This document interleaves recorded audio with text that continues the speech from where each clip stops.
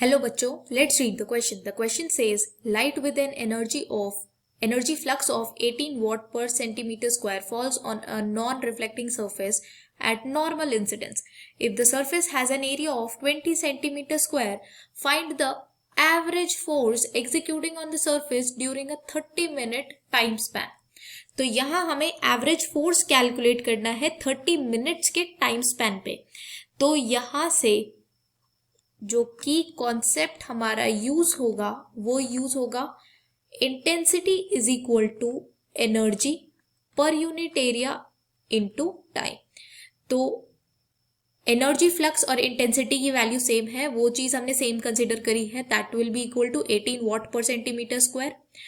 ई यहाँ energy denote कर रहा है, ए सरफेस एरिया को डिनोट कर रहा है और टी टाइम को डिनोट कर रहा है। तो एनर्जी हम लिख सकते हैं hc बाय लैम्डा और लैम्डा को लिख सकते हैं हम h बाय p। अब इस लैम्डा की वैल्यू अगर हम यहाँ पुट करें तो हम एनर्जी लिख सकते हैं hc बाय h और p यहाँ न्यूमरेटर में आ जाएगा। तो एनर्जी को हम लिख सकते हैं p into c। p momentum है और c स्पीड ऑफ लाइट है।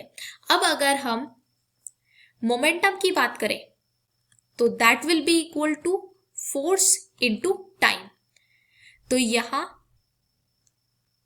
एनर्जी जो होगा वो होगा force into time into speed of light.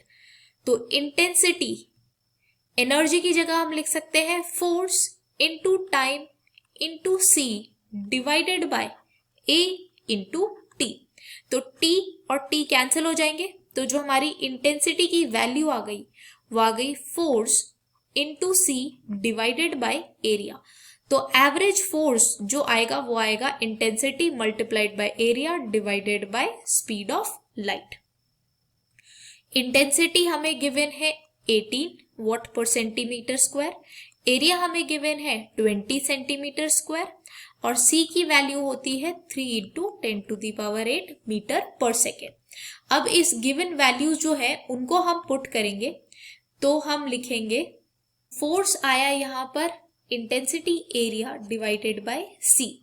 Intensity 18 है, एरिया 20 है और c 3 इंटू 10⁸ मीटर पर सेकेंड होगा। तो जो फोर्स की वैल्यू आ जाएगी वो आ जाएगी 120 इंटू 10⁻⁻8।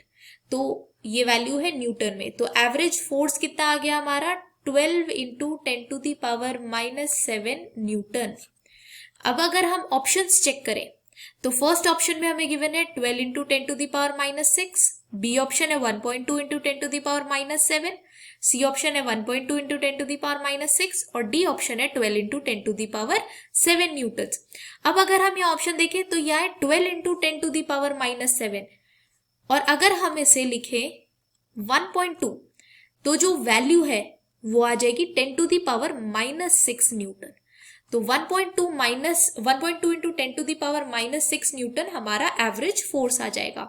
तो जो ऑप्शन सी है 1.2 इंटू 10⁻6 ये हमारा करेक्ट ऑप्शन है। I hope you understood this well. Thank you so much. All the best.